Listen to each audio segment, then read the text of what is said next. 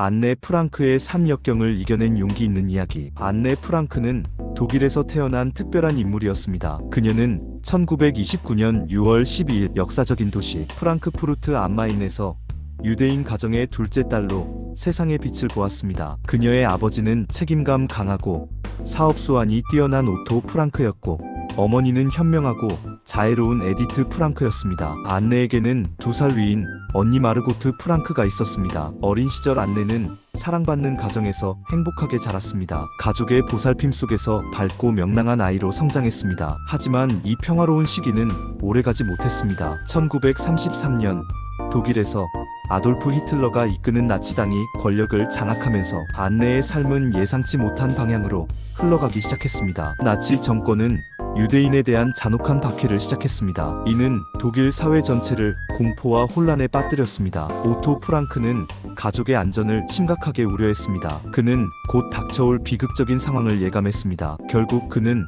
독일을 떠나기로 결심했습니다. 새로운 삶의 터전으로 선택한 곳은 네덜란드의 활기찬 도시 암스테르담이었습니다. 이곳에서 오토 프랑크는 사업을 재개했습니다. 그는 식품 첨가제와 향신료를 판매하는 회사를 설립했습니다. 안네는 암스테르담에서 다시 평범한 초등학교 생활을 시작했습니다. 새로운 친구들을 사귀고 학교 공부에 몰두했습니다. 평화로운 일상을 다시 누리는 듯 보였습니다. 그러나 1940년 5월 독일군이 네덜란드를 침공했습니다. 네덜란드는 독일의 점령 아래 놓였습니다. 암스테르담에도 나치의 통치가 시작되었습니다. 유대인에 대한 탄압은 더욱 노골적이고 강도 높게 진행되었습니다. 유대인들은 이전과는 비교할 수 없는 많은 제약과 차별에 시달렸습니다. 그들은 공공장소 출입이 금지되었습니다. 유대인 소유의 사업체는 몰수당했습니다. 유대인 학생들은 일반 학교에서 쫓겨났습니다. 그들은 특별히 지정된 유대인 학교에 다녀야 했습니다. 또한 유대인임을 나타내는 노란색 다윗의 별을 옷에 달고 다니도록 강요받았습니다. 안네의 가족도 이러한 끔찍한 차별을 피할 수 없었습니다. 그들의 일상생활은 급격히 위축되었습니다. 상황은 점점 더 비극적인 방향으로 치달았습니다. 유대인들에 대한 체포와 강제 이송이 빈번해졌습니다. 오토 프랑크는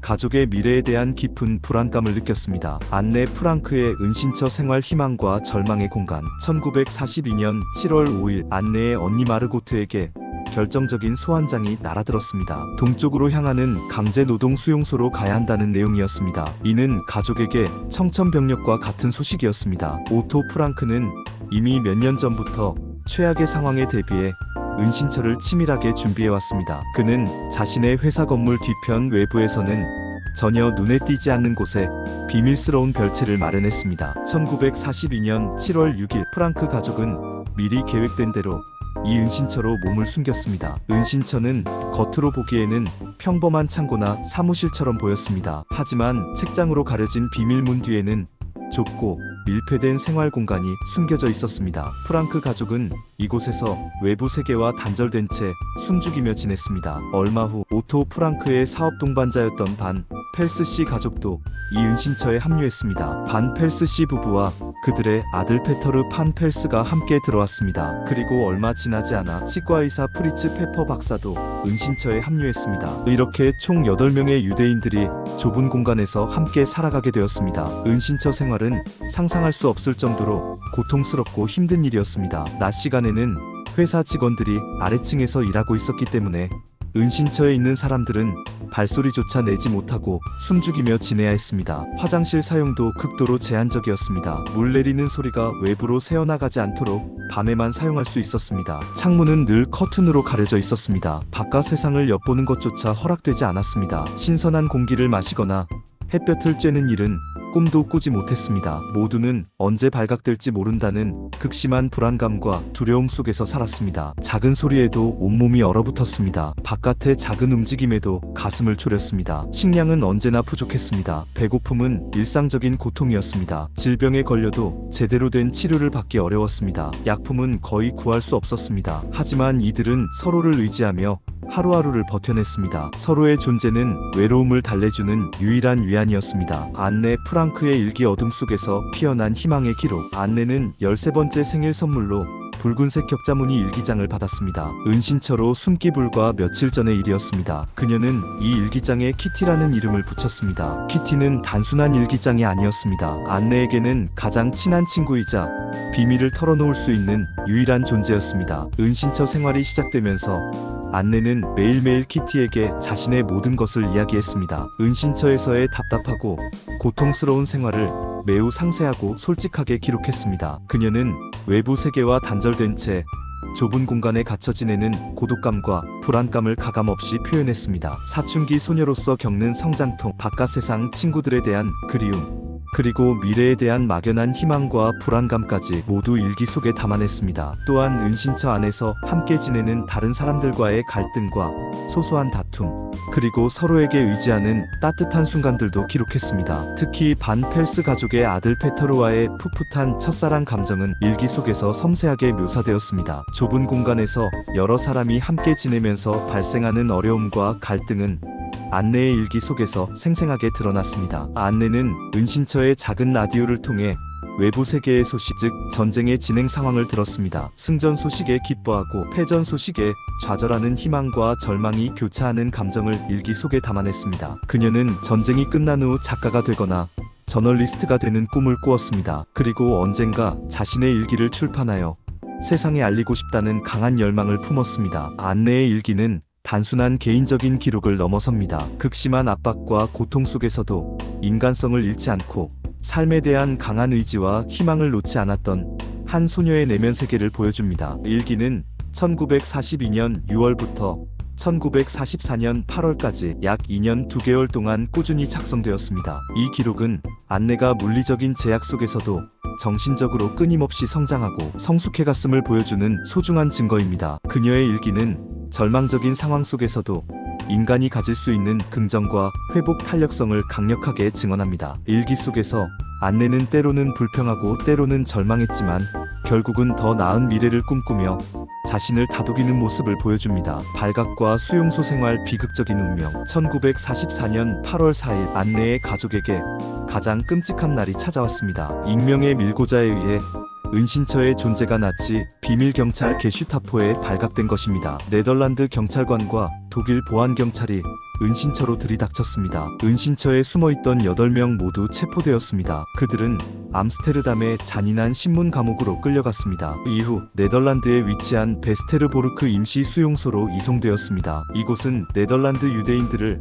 독일의 학살 수용소로 보내기 전 임시로 수감하는 곳이었습니다. 그들은 한 달 동안 이 수용소에 갇혀 지냈습니다. 그리고 1944년 9월 3일 그들은 서유럽에서 아우슈비츠로 향하는 마지막 유대인 수송 열차에 실렸습니다. 아우슈비츠는 나치 독일이 운영했던 가장 악명 높은 죽음의 수용소였습니다. 도착하자마자 수용자들은 남성과 여성으로 강제로 분리되었습니다. 안내는 사랑하는 어머니 에디트 그리고 언니 마르고트와 함께 여성 수용소에서 비극적인 수용소 생활을 시작했습니다. 아우슈비츠의 환경은 상상을 초월할 정도로 열악했습니다. 식량은 극도로 부족했습니다. 수용자들은 하루에 겨우 목숨을 연명할 정도의 배급만 받았습니다. 위생 상태는 최악이었습니다. 오물과 질병이 만연했습니다. 사람들은 강제 노동에 시달렸습니다. 극한의 육체적 고통과 정신적 피폐함 속에서 살았습니다. 수많은 사람들이 굶주림, 질병, 그리고 잔혹한 학살로 목숨을 잃었습니다. 1944년 10월 말 소련군의 진격이 임박하자 안네와 마르고트는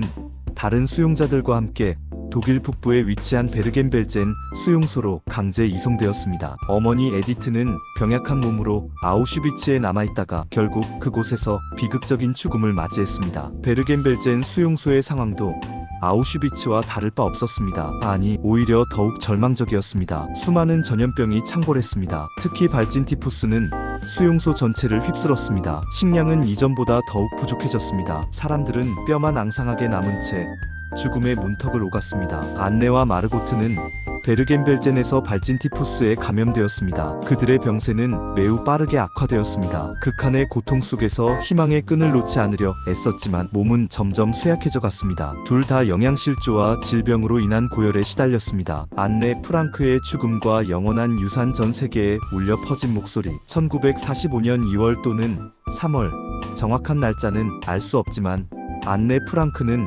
결국 베르겐벨젠 수용소에서 사망했습니다. 그녀의 언니 마르고트도 같은 시기에 발진 티푸스로 인해 세상을 떠났습니다. 그들이 죽은 후 불과 몇 주 만에 베르겐벨젠 수용소는 영국군에 의해 해방되었습니다. 안네와 마르고트는 자유를 코앞에 두고 비극적인 운명을 맞이한 것입니다. 은신처에 숨어있던 8명 중 오직 안네의 아버지 오토 프랑크만이 살아남았습니다. 그는 아우슈비츠의 지옥 같은 환경에서 기적적으로 살아남았습니다. 전쟁이 끝난 후 오토 프랑크는 암스테르담으로 돌아왔습니다. 폐허가 된 도시 속에서 그는 유일한 희망을 찾았습니다. 바로 안네의 일기였습니다. 은신처 시절 가족을 도와주었던 용감한 여성 미프기스가 안네의 일기장을 안전하게 보관하고 있었습니다. 미프는 안네가 체포된 후 은신처를 청소하다가 일기장을 발견했고 언젠가 안네가 돌아오면 돌려주리라 생각하며 소중히 간직했던 것입니다. 오토 프랑크는 딸의 일기장을 받아들고 깊은 슬픔과 함께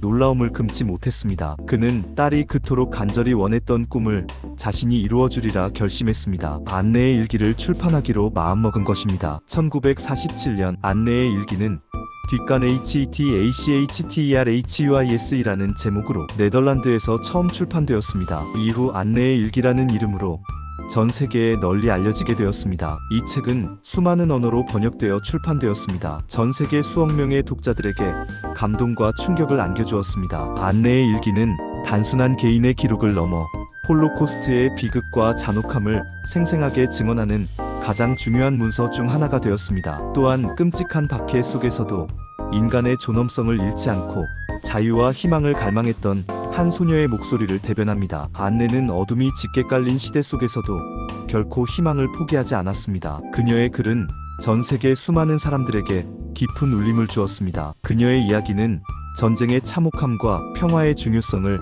강력하게 일깨워줍니다. 안네 프랑크의 이름은 이제 단순한 희생자가 아닙니다. 그녀는 전 세계인에게 기억되는 용기와 희망의 상징이 되었습니다. 그녀의 일기는 세대를 넘어 계속 전해지고 있습니다. 박해와 차별 속에서도 굴하지 않는 인간 정신의 강인함을 보여주는 영원한 유산으로 남아 있습니다. 그녀의 삶은 모든 인류에게 중요한 교훈을 전하고 있습니다. 관용과 이해, 그리고 인류애의 중요성을 강조하는 목소리입니다. 그녀의 이야기는 우리가 과거의 비극을 잊지 않고 더 나은 미래를 만들어가야 할 책임이 있음을 끊임없이 상기시킵니다.